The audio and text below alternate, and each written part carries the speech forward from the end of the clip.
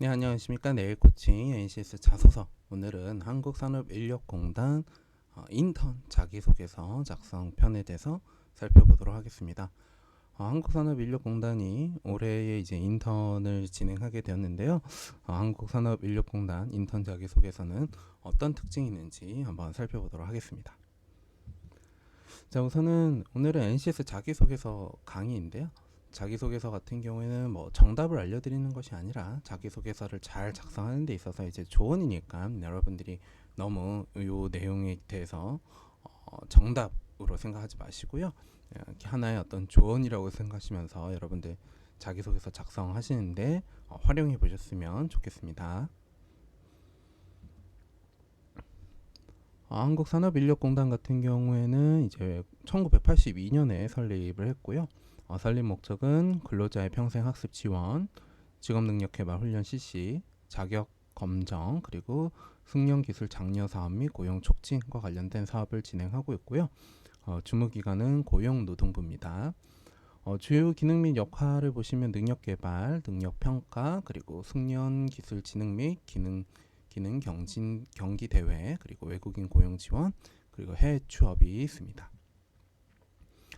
한국산업인력공단과 관련된 구체적인 사항은 홈페이지를 참고해 보시거나 아니면 제가 또 추후에 한국산업인력공단 기업 분석을 한 강의가 있으면은 그런 부분들을 또 참고해 보셨으면 좋겠습니다.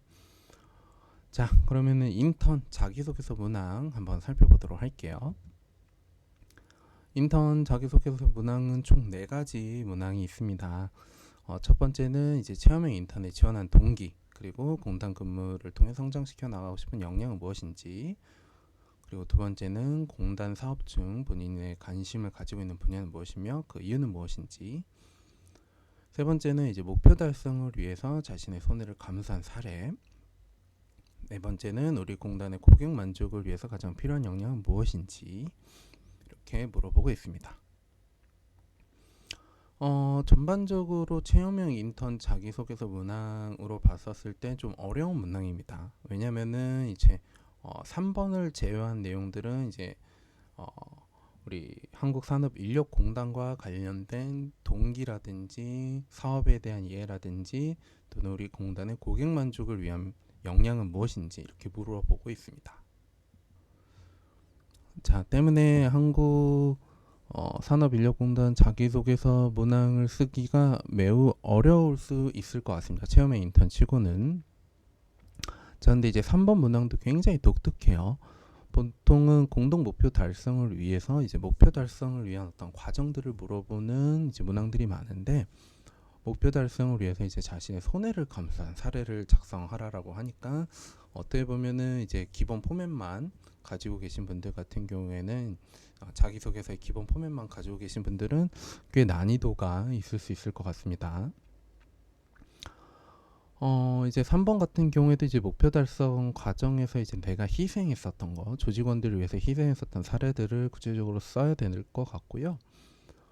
2번 같은 경우에는 이제 한국산업인력공단의 이제 사업에 있어서 여러분들이 가장 관심을 갖고 있는 부분들, 그런 부분들을 이제 설정해 주시면 될 것 같고요. 1번 같은 경우에는 이제 좀 까다로울 수도 있을 것 같아요. 왜 우리 체험형 인턴을 하고자 했는지, 그리고 공단 근무를 통해서 이제 여러분들이 키워가고 싶은 역량, 이런 부분들을 이제 구체적으로 제시해 주셔야 되는데 아마 이 부분이 좀 까다로울 수는 있을 것 같아요. 전 하지만 이제 4번이 가장 어려운 문항이라고 생각합니다. 4번 같은 경우에는 아무래도 이제 한국산업인력공단의 어떤 시설들을 직접적으로 활용해 보신 분들, 활용해 보신 분들이 아마 이 4번 내용을 구체적으로 잘 작성하실 것 같고요. 직접적인 경험이 없으신 분들 같은 경우에는 이제 좀 추상적인 고객 만족을 위한 좀 추상적인 역량이 나올 수도 있을 거라고 생각합니다. 또 한편으로는 이제 그런 역량을 여러분들이 이제 활용했었던 사례까지 써야 되다 보니까 좀 만만치는 않을 것 같아요. 그래서 전반적으로 이제 4번 문항이 좀 굉장히 혼자 작성하시기가 좀 까다로울 수 있을 것 같습니다. 굉장히 고민이 많이 들 것 같아요. 자, 오늘은 요 한국산업인력공단 자기소개서 문항 중에 네, 2번 문항을 한번 살펴보도록 할게요. 2번 같은 경우에는 이제 여러분들이 관심 있는 이제 사업들을 이제 홈페이지에서 이제 보셔야 되는데, 지금 뭐 능력 개발, 능력 평가, 해외 취업, 외국인 고용 지원, 국제 교류 협력, 그리고 승련 기술, 국가 직무 능력 표준, 그리고 사업 연구 보고서, 이렇게 이제 사업 카테고리 있는데, 사업 연구 보고서는 뭐 직접적 사업은 아닐 거라고 생각하고요. 이제 나머지 능력 개발, 능력 평가, 해외 취업, 외국인 고용 지원, 국제 교류 협력, 국가 직무 능력 표준, 요 승련 기술까지가 이제 사업 영역에 이제 해당하는 부분이라고 생각합니다. 자, 이 중에서 이제 여러분들이 가장 관심 있는 부분을 선택해 주셔야 됩니다. 선택해 주셔야 되는데, 아마 이제 관심을 갖고 있지 않으셨던 분들이 대부분일 거라고 생각합니다. 자, 그렇기 때문에 가장 먼저 여러분들이 스텝을 밟아 나가야 될 것은 이 각각의 사업들과 관련된 내용들을 일단 먼저 이해하는 게 필요할 거라고 생각합니다. 그래서 홈페이지에 직접적으로 들어가셔서 관련된 사업에 대해서 한번 살펴보시면 좋을 것 같고요. 자, 한번 해봤어요, 제가.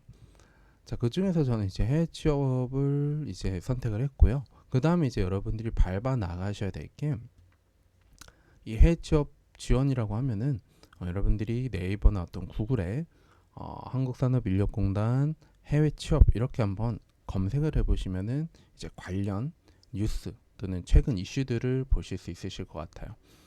자, 보시면은 고용노동부와 한국산업인력공단은 청년 해외 취업을 지원하기 위해서 라는 어떤 기사 내용들이 지금 나와 있습니다. 자, 이런 것들을 보면서 이제 여러분들이 개인적으로 왜 해외 취업을 이렇게 고용노동부와 한국산업인력공단이 밀어주는지, 그런 부분들을 한번 고민해 보셨으면 좋을 것 같고요. 그래서 이제 그러한 부분들에 있어서 가장 앞으로 한국산업인력공단에서의 좀 중요한 역할, 그런 측면들을 여러분들이 한번 생각해 보시면 좋을 것 같아요. 그래서 2번 같은 경우에는 평상시 관심을 가지고 있었던 부분이 아니기 때문에 고민해 보는 시간이 좀 잠깐 필요합니다. 자, 그래서 누구는 해외 취업에 대한 영역에 좀 생각들이 좀 잘 될 수도 있고요. 또는 능력 평가, 또는 외국인 고용 지원, 또는 국제 교류 협력, 다 여러분들이 가지고 있는 좀 경험이라든지 생각이나 아니면 여러분들의 좀 관심사에 따라서 좀 나눠질 것 같아요. 그래서 이제 뭘 선택해야 되나요? 라고 고민하시기보다는 하나하나씩 여러분들이 한번 찾아보시고, 찾아보시다면은 여러분들이 좀 더 개인적으로 관심 있는 부분들, 그런 부분들이 있을 거라고 생각합니다. 그래서 그런 부분들을 이제 좀 찾아서 구체적으로 기술해 주시면 좋을 것 같아요. 자, 그래서 이제 저는 해외 취업이라는 것을 선택을 했고요. 그래서 이런 부분들을 이제 어떻게 기술해야 되냐라고 하면은 간단하게 설명드리자면은 이제 여러분들이 이제 왜 해외 취업이라는 이런 이슈에 좀 관심을 갖게 되는지, 여러분들의 어떤 개인적인 사유라든지 아니면은 해당 사업의 어떤 좀 중요한 부분들, 또는 요즘 취업이 문제이잖아요. 그래서 그런 취업률에 대해서 관심이 많기 때문에 나도 이런 해외 취업에 대해서 관심을 많이 갖게 되었다 라고 이제 접근하시면 되고요. 그 다음부터는 쉽습니다. 그래서 그러한 사업이 왜 중요한지, 그리고 앞으로 어떻게 좀 잘 되는 게 필요할 것인지에 대한 발전 방향이라든지, 아니면 여러분들이 추후에 해당 직무에 들어가서 또 기여할 수 있는 부분들은 어떤 부분들이 있을 것 같은지에 대한 이러한 좀 플로우로 여러분들이 기술해 주시면은 이 2번 부분은 충분히 여러분들이 잘 완성시킬 수 있을 거라고 생각합니다. 자, 그래서 간단하게 이제 맥락만 짚어드렸고요. 여러분들이 한번 이 2번과 관련돼서 한번 직접적으로 실습해 보셨으면 좋을 것 같고, 관련된 자기소개서를 쓰다가 어려우신 부분들이 있으면은 제가 영상 하단에 연락처 남겨놨으니까 문의 주시면은 도움 드리도록 하겠습니다. 자, 그러면 한국산업인력공단 인턴 자기소개 잘 완성해 보시고요. 또 뵙도록 하겠습니다. 감사합니다.